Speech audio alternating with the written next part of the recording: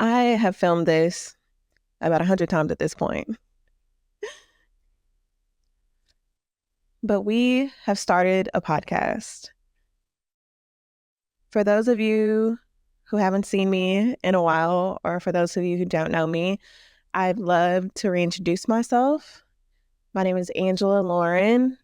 I own a photography and videography business here in Houston, and I started this YouTube channel for about 9-10 years ago. I started off as a natural hair content creator, um, and kind of veered off into learning more and more about photography. YouTube actually started that for me because I had to buy a camera to film videos for YouTube. Um, and then I kind of found a love for it. I started taking pictures for my dad, and that kind of led to capturing events for family and friends, which led to weddings and so on and so on. And now I've owned this business for almost 8 years full time, and I've been published many times. I've been recognized as one of the top wedding photographers by Brides Magazine 2 years in a row. So it's been quite a journey, and I love it so much. But I miss YouTube, and I miss talking, and I miss connecting. And if I'm honest, I kind of put YouTube down because it got a little scary at one point, at least 9-10 years ago when it started growing. I felt you start getting those negative comments because the more eyes are on you, the more people critique and the more people expect. So, to whom much is given, much is required. And that was truly the situation for me, and I wasn't ready for it. So I think it was safer for me to kind of pull back and change directions and kind of hide in the shadows a little bit and work behind the scenes and still create, but create for others. And, my love is in art and capturing moments and things like that. But I think I got very comfortable being behind the scenes. And for years now, I've always felt this kind of gnawing feeling of getting back in front of the camera and kind of standing more in a light. I know that sounds cliche, but it really feels that way. I felt like I was kind of depriving myself of that aspect because I miss connecting with you guys. I always felt like I was making excuses on not returning or not sharing things. And this year in particular, I've been talking to a lot of friends because I haven't been feeling very fulfilled personally. And with that, I've created so many things, but I felt like the biggest thing was I was hiding. I was hiding. I was afraid. I was fearful because I didn't want to be seen.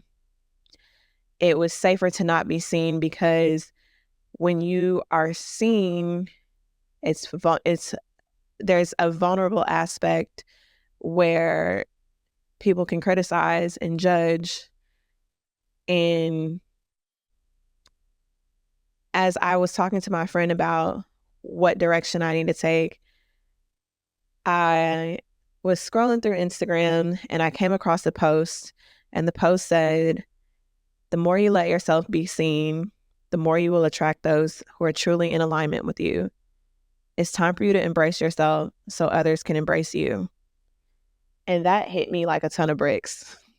It really did, because I think that was my sign to get back here. That was my sign to push myself back, regardless of what the outcome is. Because when you hide and when you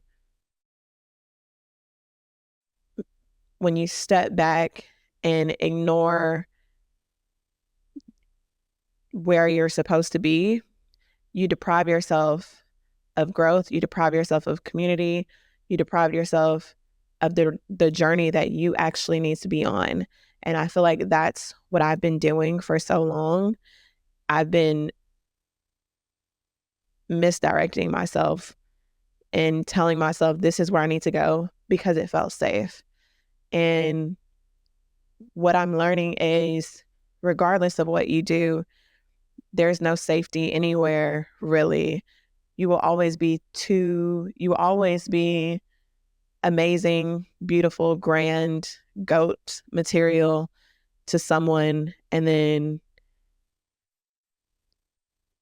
trash to the next person. So why not just stand in your light anyway? Why not just go for it anyway? Why not you? And that's something my dad and I talk about all the time is why not you? I'm starting a podcast in a sea of such a saturated field, but why not me? And here we are now trying to be seen. So this is my journey to encourage you and everyone else listening to be seen.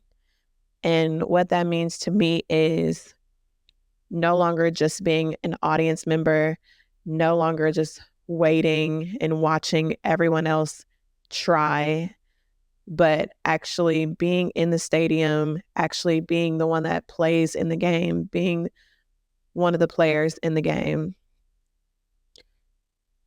not being afraid to try, not being afraid to be seen trying.